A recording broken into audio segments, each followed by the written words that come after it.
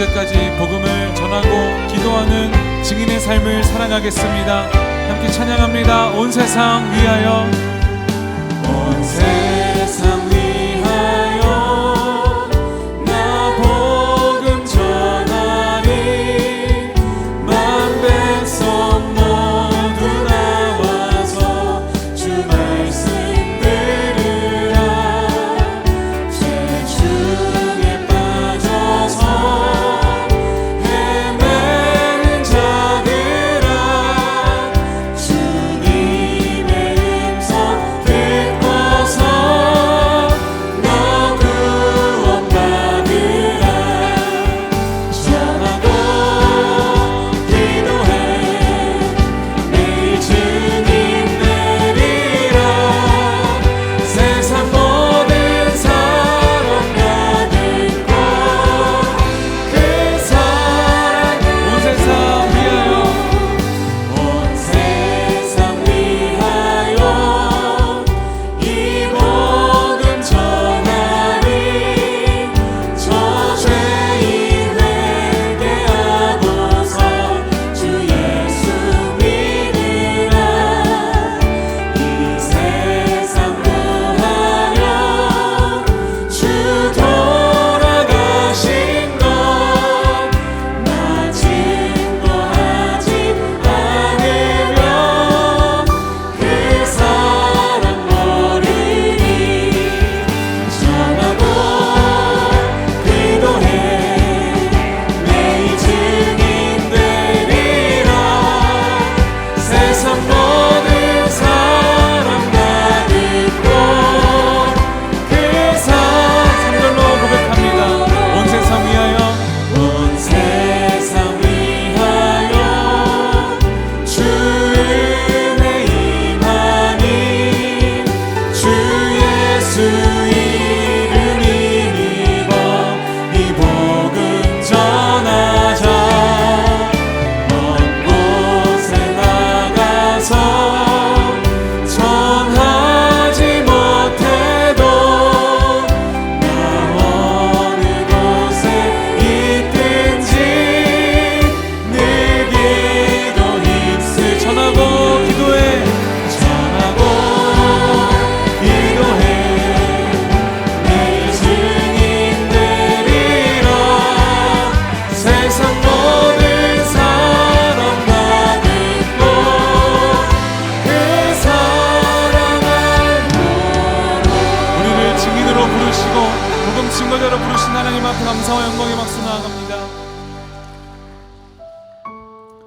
주님, 우리가 은혜 땅끝으로 복음 땅끝까지 주의 복음을 들고 주의 사랑을 들고 나아가길 원합니다. 그 기도하는 마음으로 찬양하며 나아가길 원합니다. 주의 보좌로부터 흐르는 생명의 물결 온 땅 적시고 차고 넘쳐서 물길 닿는 곳마다 발길 닿는 곳마다 십자가 복음 생명 흘러가리. 죄에 매인 자 자유케 되리. 죽어 있는 자 다시 살아나리. 가슴 치며 애통하는 자 일어서리라. 그 사랑으로 회복되리. 은혜 땅 끝으로 복음 땅 끝까지 가서 복음 전하리. 그 길의 끝에서 하나님 나라 이뤄가. 죄의 매인 자 자유케 되리. 죄의 매인 자 자유케 되리. 죽어있는 자가 다시 살아날 줄 믿습니다. 다시 살아나리. 숨쉬며 애통하는 자 일어서리라. 그 사랑으로 회복되리. 그대 땅끝으로 복음 땅끝까지 가서 복음 전하리. 그 길의 끝에서 하나님 나라 이뤄가리라. 예, 주님, 우리가 주의 영광을 바라봅니다. 내 눈 주의 영광을 보네. 우리 가운데 계신 주님, 그 빛난 영광 온 하늘 덮고 그 찬송 온 땅 가득해. 내 눈 주의 영광을 보네. 찬송 가운데 서신 주님, 주님의 얼굴을 온 세상 향한 권능의 팔을 드셨네.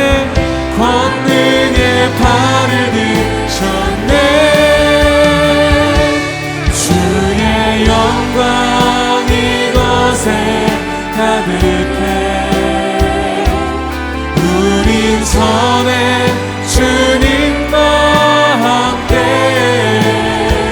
찬양하며 우리는 전진하리.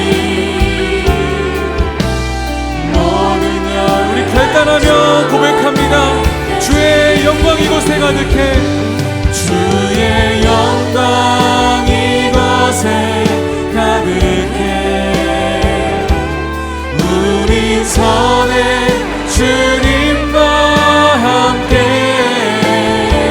찬양하며 우리는 전진하리. 모든 열방 주볼 때까지 모든 열방 주보 우리가 전진하겠노라 결단합니다. 모든 열방 주볼 때까지. 다시 선교의 계절이 돌아왔습니다. 교회 내 여러 부서, 여러 사역팀들이 단기 선교를 구상하고 계획하고 준비하고 금주부터 이제 단기 선교의 마당으로 출발을 시작합니다. 우리가 지역교회를 베이스로 한 선교를 말할 때 흔히 두 가지 유형으로 나누어서 말합니다.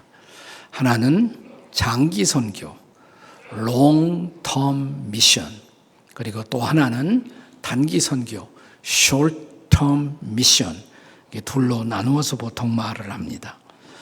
장기 선교의 케이스는 우리가 한 나라, 한 지역에 파송할 선교사님을 정하고 그분의 평생의 헌신을 통해서 집중적 선교로 사역의 열매를 기대하는 선교, 장기 선교라고 할 수가 있겠죠. 반대로 단기 선교는 짧은 며칠에서부터 한 2년 이내의 기간을 정하고 일정한 기간 동안 사역하고 홈으로 돌아오는 선교, 이게 단기 선교라고 할 수가 있습니다. 최근에는 며칠에서 한 2주 이내로 선교하고 돌아오는 경우에는 단기 선교라는 단어보다도 그 대신 outreach 혹은 미션 트립 혹은 비전 트립 이런 단어를 사용하기도 합니다. 우리는 흔히 장기 선교가 선교의 가장 바람직한 결실을 맺는 유일한 케이스라고 그렇게 단정하는 경우들이 있습니다. 근데 그것은 사실이 아니에요. 우리가 선교의 역사를 들여다보면 아주 짧은 기간 사역을 했음에도 불구하고 그것이 복음 선교에 놀라운 결실을 맺게 된 케이스들을 적지 않게 보여주고 있다는 것입니다. 오늘 본문이 그런 케이스예요. 자, 니느웨 도시로 떠났던 요나, 그 요나의 말씀 사역. 요나는 니느웨에 가서 얼마 동안 사역했는 줄 아세요? 집중적인 선교는 꼭 하루입니다. 하루 사역을 했어요. 근데 하루 동안에 놀라운 열매가 맺어진 것입니다. 자, 본문 4절 한번 다 같이 읽겠습니다. 4절입니다. 시작. 요나가 그 성읍에 들어가서 하루 동안 다니며 외쳐 이르되 40일이 지나면 니느웨가 무너지리라 하였더라. 자, 요나가 며칠 동안 설교했다고요? 하루 그랬어요. 하루 동안. 네. 하지만 요나가 이 하루를 위해서 준비하고 투자한 시간은 상당히 긴 시간이었습니다. 우선 요나의 삶의 근거지였던 저 이스라엘 북부의 가드 헤벨, 그 가드 헤벨에서부터 아시리아의 수도인 니느웨까지, 아시리아의 수도 니느웨는 현재의 이라크의 모술 지방 근처가 바로 그 지역입니다. 거기까지 현재로서 봐도 약 800km 내지 900km의 거리에 해당됩니다. 그 옛날 가능했던 교통수단인 낙타나 나귀 등을 이용했다고 해도 한 달 이상 아마 오고 가는 길만 소모가 되었을 것입니다. 낙타나 나귀가 짐을 싣고 하루 동안에 이동할 수 있는 거리를 보통 30km 정도. 근데 800 내지 900km를 갔거든요. 거기다가 오고 가는 시간뿐만이 아니라 요나의 경우에는 처음에는 가지 않으려고 그랬잖아요. 그래서 하나님이 가라는 그 니느웨로는 가지 않고 어디로 도망쳤습니까? 다시스 항구로 떠났습니다. 배를 탔어요. 그래서 다시 붙잡혀 오고 그런 시간까지 합하면 6개월 이상의 시간이 소요되어 아마도 요나는 니느웨에 도착을 했을 것입니다. 잠시 후 우리가 상세히 살펴보게 되겠습니다만은 그럼에도 불구하고 이 짧은 사역 기간에도 불구하고 그의 사역의 열매는 놀라운 결실을 거두었다는 것입니다. 그러니까 우리들의 말씀 사역, 우리들의 선교 사역에 있어서 얼마나 오래 했느냐는 기간은 중요한 것이 아니에요. 우리가 어떻게 준비하고 어떤 마음으로 선교의 마당으로 갔느냐가 중요한 것입니다. 자, 우리는 선지자 요나가 니느웨라는 선교의 마당으로 나아가게 된 그 원인 그리고 결과를 본문을 통해 주목해 보고자 합니다. 왜냐하면 우리도 여름철 단기 선교의 마당으로 이제 나아가면서 도대체 왜 나가세요? 원인이 무엇인가? 또 뭘 기대하세요? 결과가 무엇인가? 이 두 가지를 마음에 품고 본문을 묵상하고자 합니다. 첫 번째로 선교의 장으로 떠난 원인. 요나의 경우에 그가 떠난 원인이 뭘까요? 한마디로 그 정답은 다시 주신 은혜의 기회 때문입니다. 한번 저를 따라서 하세요. 다시 주신 은혜의 기회 때문입니다. 자, 본문 3장 1절의 말씀을 보겠습니다. 3장 1절 다 같이 시작. 여호와의 말씀이 두 번째로 요나에게 임하니라 이르시되, 여기 두 번째로 하는 단어가 나오잖아요. 표현이 두 번째, second time 혹은 second chance. 그러니까 하나님이 요나에게 두 번째 기회를 주신 것으로 나타나 있습니다. 자, 이제 본문 3장 2절로 돌아와 같이 또 읽겠습니다. 3장 2절이에요. 시작. 일어나 저 큰 성읍 니느웨로 가서 내가 네게 명한 바를 그들에게 선포하라 하신지라.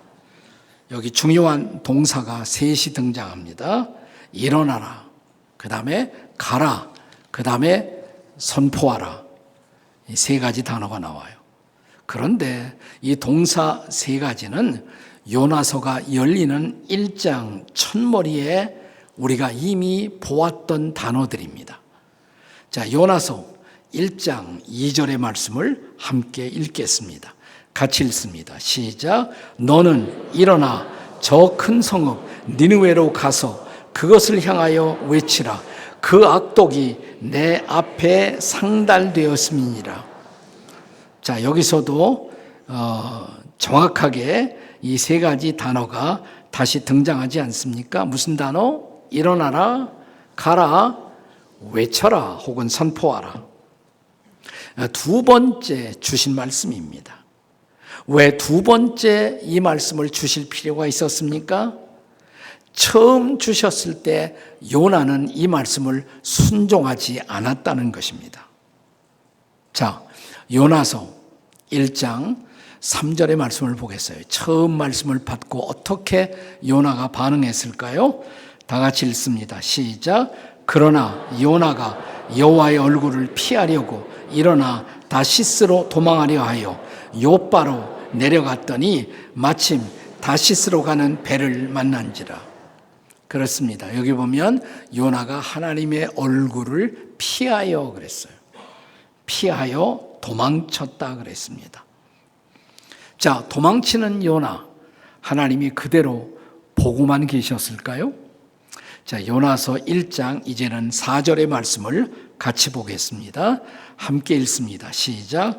여호와께서 큰 바람을 바다 위에 내리심에 바다 가운데 큰 폭풍이 일어나 배가 거의 깨지게 된지라. 그렇습니다. 하나님이 도망가는 요나를 그대로 두지 않으셨어요. 추적하십니다. 쫓아오십니다. 큰 바람과 폭풍과 파도를 몰고 요나를 쫓아오십니다. 그리고 마침내 요나를 붙잡았습니다. 왜 그랬을까요? 너는 도망하면 안 돼. 너는 내가 써야 할 사람이야. 난 네가 필요하단 말이야.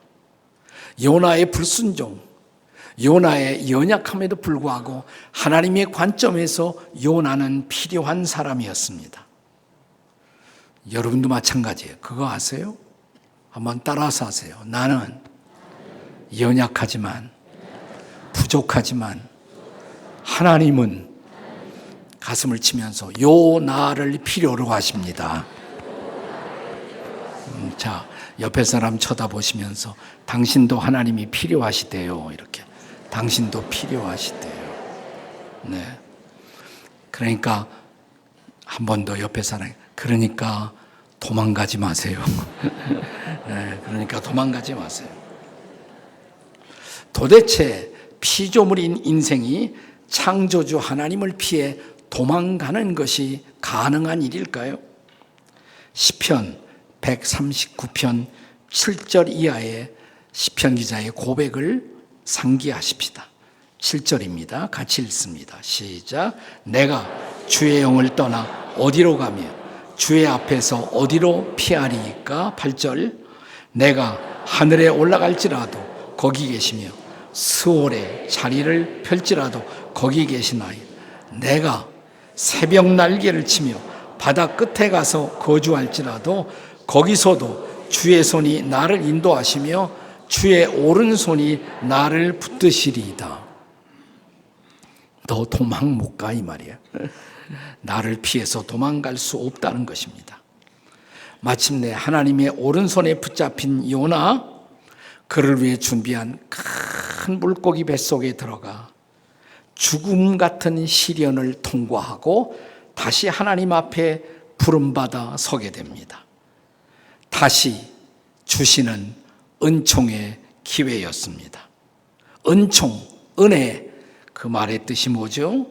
자격이 없는 자에게 베푸시는 하나님의 호의, God's favor, 하나님의 호의, 그것이 은총, 은혜라는 단어의 뜻인 것입니다. 주님은 주님이 사랑하는 자들에게 한 번으로 기회를 문을 닫지 않으시고 두 번째 기회를 주십니다. 그리고 마침내 두 번째 주시는 은총의 기회를 붙들고 요나는 선교의 장으로 나아갑니다. 이제 3장 3절의 말씀을 보시겠습니다. 본문 3장 3절 같이 읽습니다. 시작. 요나가 여호와의 말씀대로 일어나서 니느웨로 가니라. 니느웨는 사흘 동안 걸을 만큼 하나님 앞에 큰 성읍이더라. 중요한 표현이 뭐죠? 여호와의 말씀대로, 하나님의 말씀대로. 그렇습니다. 마침내 하나님의 말씀대로, 하나님의 말씀을 따라 요나는 선교의 마당으로 나아간 것입니다. 그리고 하나님의 주신 말씀을 외칩니다. 일어나 가서 외치고 선포한 것입니다. 마침내 순종한 것입니다. 여러분, 선교가 주의 백성들을 향한 주의 명령이라면 당연하게 순종함으로 응답되어야 마땅하겠죠. 우리가 금년 여름도 선교지로 가는 이유, 순종하기 위해서입니다. 말을 바꿀까요? 다시 주신 은총의 기회 때문입니다. 사랑하는 여러분, 다시 주신 은총의 기회 잃어버리지 않고 선교의 장으로 나아가는 저와 여러분이 되시기를 주님의 이름으로 축복합니다. 아멘. 아멘. 자, 원인을 생각했어요. 하나님이 다시 주시는 은혜 때문이라고. 결과를 생각하겠습니다. 결과. 요나의 순종이 가져온 결과. 뭘까요? 두 가지 결과가 있었어요. 두 가지 결과. 첫 번째는 말씀에 대한 진지한 반응이 일어났습니다. 말씀에 대한 진지한 반응. 진지한 말씀 선포에 따른 니느웨 백성들의 진지한 반응이 있었습니다.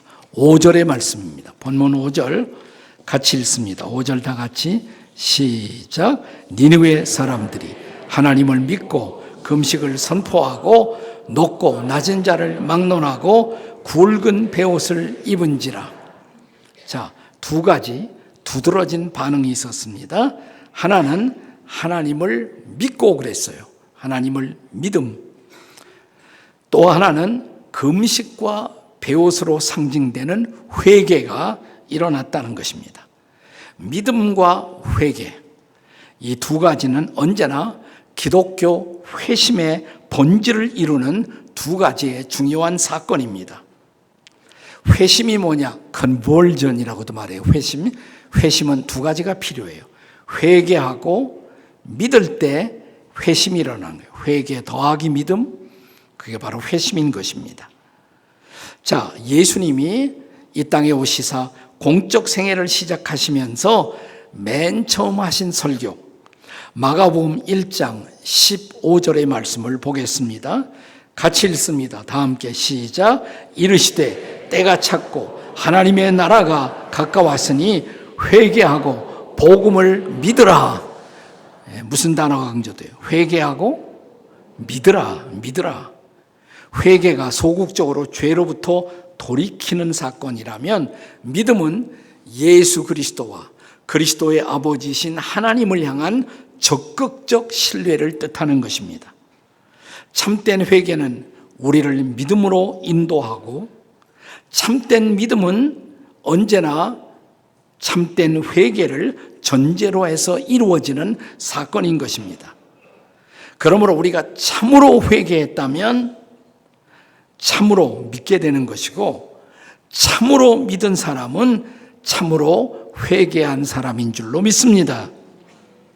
그런데 종종 신앙의 세계에서는 문제되는 것이 있는데 거짓된 회심이 있다는 것이에요. 거짓된 회심. 거짓된 회심의 본질이 뭐냐? 회개 없는 믿음. 회개 없이 믿으려고 하는 것.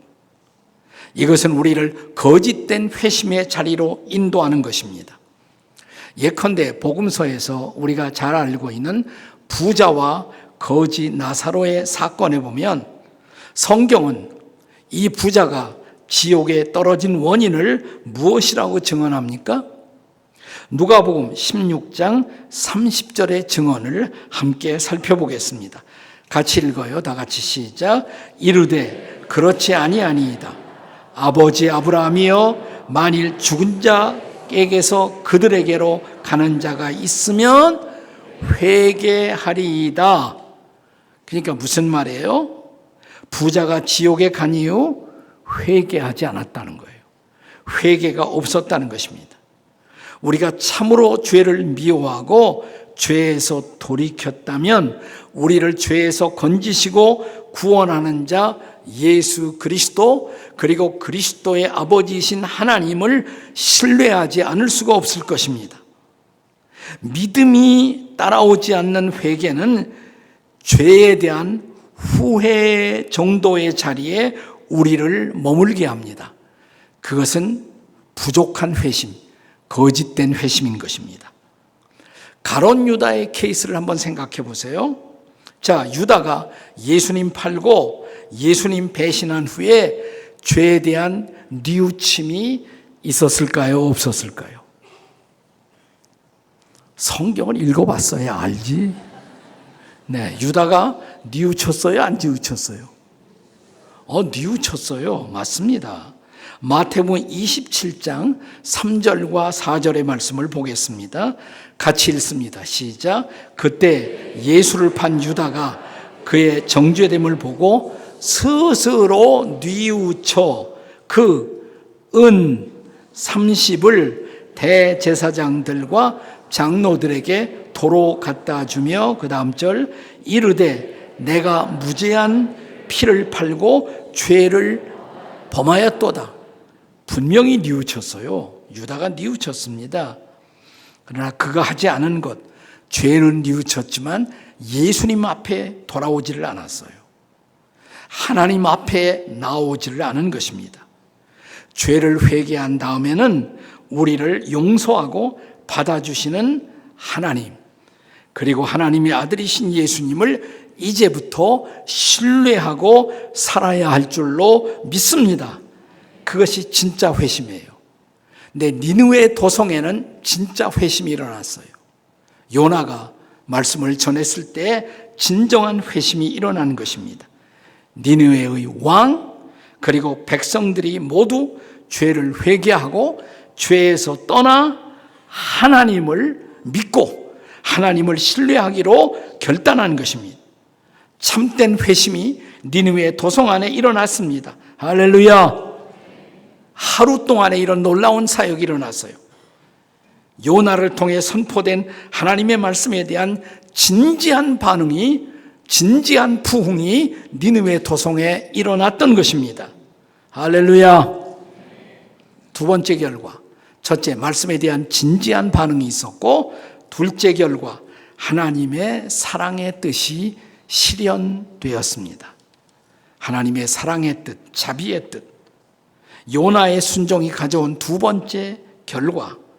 첫째는 뭐라고 그랬어요? 말씀에 대해서 진지하게 반응하고 회개했다. 둘째는 뭐예요? 니느웨를 향한 하나님의 사랑의 뜻이 실현되었다는 것입니다. 만약 니느웨가 하나님의 말씀 앞에 응답하기를 거절했다면, 회개하기를 거절했다면 어떤 결과가 초래되었을까요? 자, 아까 4절의 경고처럼 40일이 지나면 니느웨는 무너지리라. 무너졌을 거예요. 만약 회개하지 않았다면, 만약 그들이 주님 앞에 돌아오지 않았다면 분명히 니느웨 도성은 무너지는 심판을 경험했을 것입니다. 여러분 잘 기억하세요. 하나님의 진노 혹은 하나님의 심판은 회심을 거절하는 사람들에 대한 하나님의 차선의 섭리이십니다. 제 말을 잘 들으세요. 차선의 섭리예요. 차선. 최선은 뭐냐? 최선은 회개하고 구원받는 것이 언제나 최선이에요. 여러분 베드로후서 3장 9절의 말씀을 기억하십니까? 같이 읽겠습니다. 시작.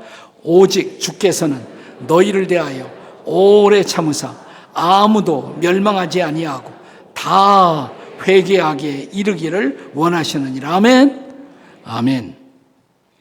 예레미야 애가 3장 22절의 약속의 말씀을 혹시 기억하십니까? 같이 읽습니다. 시작.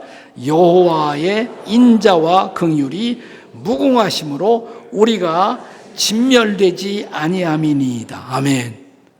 우리가 진멸되지 않고 아직도 이 땅에 생존하고 살고 있는 이유, 여호와의 인자와 긍휼, 하나님의 인자와 사랑과 긍휼 때문이에요. 우리가 살아있는 거예요.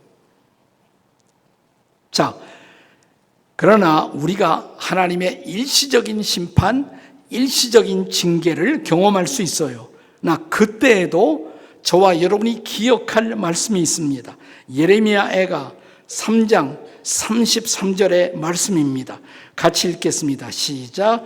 주께서 인생으로 고생하게 하시며 근심하게 하심은 본심이 아니시로다. 아멘. 믿으세요? 때때로 우리가 고생하는 거, 우리가 잘못해서 하나님의 심판으로, 하나님의 징계로 우리가 고생할 수가 있어요. 그러나 우리가 고생할 때 기억해야 할 중요한 하나님의 메시지가 있어요. 하나님, 내가 하나님 믿는데 나에게 왜 이런 고생을 주시나요? 하나님 틀림없이 그때 이렇게 속삭일 거예요. 내 본심이 아니로다. 네가 고생하는 건 내 본심이 아니란 말이야. 한번 저를 따라서 하세요. 그대가 고생하는 것. 옆에 사람 쳐다보고 내 본심이 아니로다. 네. 본심이 아니에요. 네. 잘못하니까 깨달으라고 할 수 없이 징계하시는 거예요. 자, 이제 니느웨 도성에 일어난 사건의 궁극을 성찰해 보십시오. 본문 9절과 10절의 말씀입니다. 같이 읽습니다. 시작. 하나님이 뜻을 돌이키시고 그 진노를 그치사 우리가 멸망하지 않게 하시리라. 그렇지 않을 줄을 누가 알겠느냐 하신지라 한지라. 하나님이 그들이 행한 것 곧 그 악한 길에서 돌이켜 떠난 것을 보시고 하나님이 뜻을 돌이키사 그들에게 내리리라 말씀하신 재앙을 내리지 아니하시니라. 아멘. 여기 본문에 하나님이 뜻을 돌이키셨다라는 표현이 9절, 10절에 반복적으로 등장합니다. 우리는 때로 하나님의 뜻은 한번 정해지면 결코 변경될 수 없는 것으로 생각을 합니다. 근데 그렇지 않아요. 하나님이 뜻을 정할 때 그 정함은 기계적 예정이 아니라는 것을 기억해야 합니다. 그래서 미국의 신학자 가운데 로레인 베트너라는 분이 계신데 그분은 하나님의 뜻을 두 가지로 나눴어요. 하나님의 뜻에는 절대적인 뜻이 있고 상대적인 뜻이 있다. 절대적인 뜻, absolute will of God, 절대적인 뜻. 그러나 또 하나 하나님의 뜻에는 상대적인 뜻이 있어요. relative will of God. 근데 이 두 가지가 어떻게 다르냐? 절대적인 뜻은 변하지 않는 거예요. 내가 하나님의 영광을 위해서 인간을 창조하겠다. 창조의 계획. 또 창조된 인류가 자유의지를 남용해서 죄와 타락 속에 빠진 것, 타락을 허용하신 것. 그러나 그는 인간을 구원하기 위해서 구원자 그리스도를 보내시고 우리를 구원하시는 계획, 그리고 구원받은 자들의 구원을 완성하기 위해서 그분이 다시 오실 계획, 절대적인 뜻이에요. 이건 absolute will of God, 절대적으로 변하지 않는 하나님의 뜻인 것입니다. 그러나 하나님의 뜻에는 상대적인 뜻이 있어요. 우리가 잘하면 우리를 향한 징계의 채찍을 드셨다가도 그 뜻을 돌이키세요. 니느웨 도성에 행하신 것처럼 그 뜻을 철회하세요. 때리려고 하다가 안 때릴게 하나님이. 그 뜻을 돌이키신다는 것이에요. 상대적인 계획이에요. 상대적인 뜻인 것입니다. 로레인 베트너라는 신학자는 이 하나님의 절대적인 뜻과 상대적인 뜻을 설명하기 위해서 어항 속에 있는 물고기의 비유를 들었습니다. 여러분, 물고기를 담고 있는 어항을 생각해 보세요. 어항의 둘레는 변할 수가 없는 한계를 갖고 있습니다.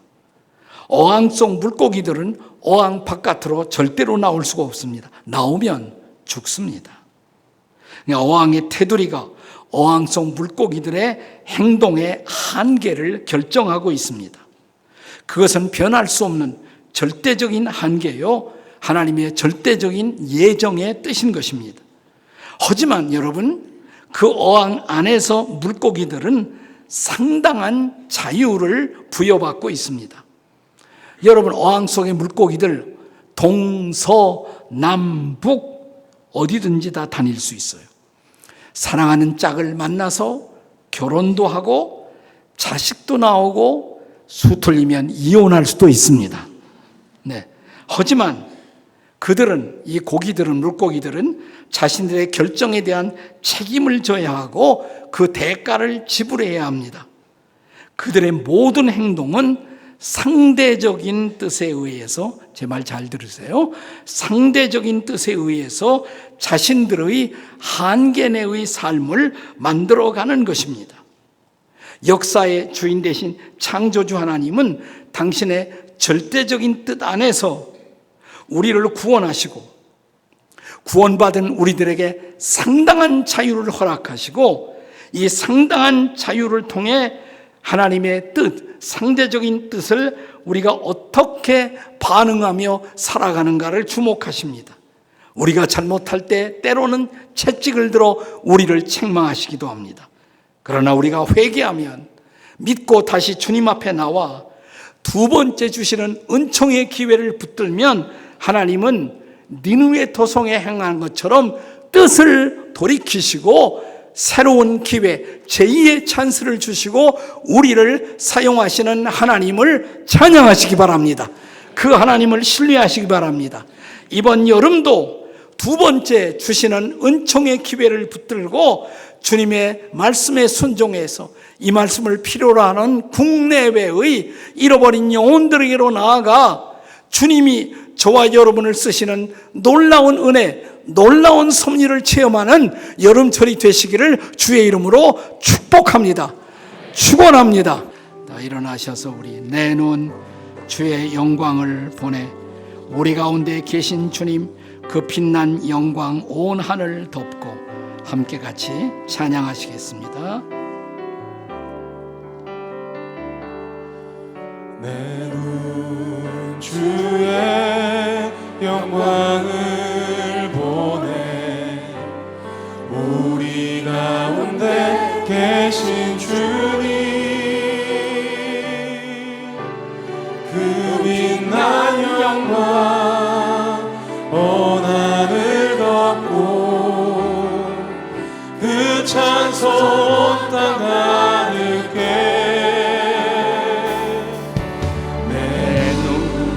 주의 영광을 보내 찬송 가운데 서신 주님의 얼굴을 온 세상 향하네 권능의 발을 드셨네 주의 영광 이곳에 가득해 우린 선해 주님과 함께 찬양하며 우리는 전진하리 모든 열방 주 볼 때까지.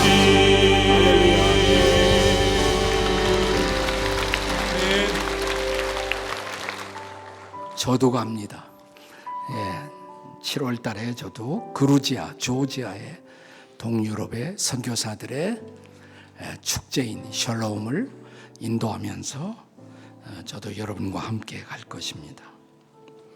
국내도 이미 다녀온 데가 있어요. 오늘 이 축도 끝나면 아래층에서 책 사인회, 오래간만에 제가 수지에 와서 책 사인회를 하겠는데요. 두 권의 책, 하나는 하나님의 선물이라는 책이고요. 또 하나는 너희는 이렇게 복되어라 라는 책입니다. 이 책은 사실은 제가 오래전에 이 팔복에 대해 설교한 것들을 다시 검토하면서 모으면서 리바이블 시킨 책인데, 이 책이 왜 필요했냐면 제가 한 달 조금 더 됐어요. 전라남도 신안 정도, 거기서 배 타고 한 15분 20분만 가면 소학도에 도착합니다. 소학도에 가시면 거기 12사도 채플이 있어요. 네, 마태, 유다, 베드로 이런 채플들이 쭉 있고 12개가 있고, 최근에 이 소학도에 팔복 순례길이 생겼습니다. 팔복 순례길. 호숫가를 쭉 여러분이 이렇게 걸으면서 거기 쭉 벤치가 있어요. 한 벤치마다 복이 하나씩 있어요. 심령이 가난한 자는 복이나, 거기 앉아서 그 복에 대해서 묵상을 하고 또 그 다음 묵상을 하고, 이렇게 팔복 순례길이 생겨서 제가 가서 그 테이프도 끊고 또 오픈 예배를 제가 설교하고 왔거든요. 나는 이번 여름철에 단기 선교도 안 가고 별로 갈 데도 없다 그러면 가세요. 소학도. 소학도라는 것이 있다는 것도 모르는 분도 있었을 거예요.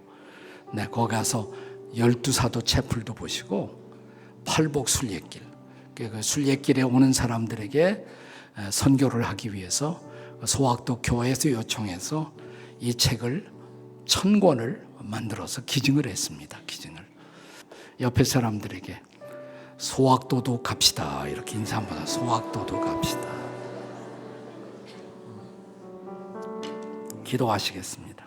이제는 우리 주 예수 그리스도의 우리를 구원하신 은혜와 독생자를 허락하신 하늘아버지의 사랑과 성령의 인도 따라 말씀을 나누기 위해서 이번 여름철 떠나가는 모든 지구촌의 지체들에게 성령의 은혜와 능력이 함께 하시기를 간절히 축원하옵나이다. 아멘.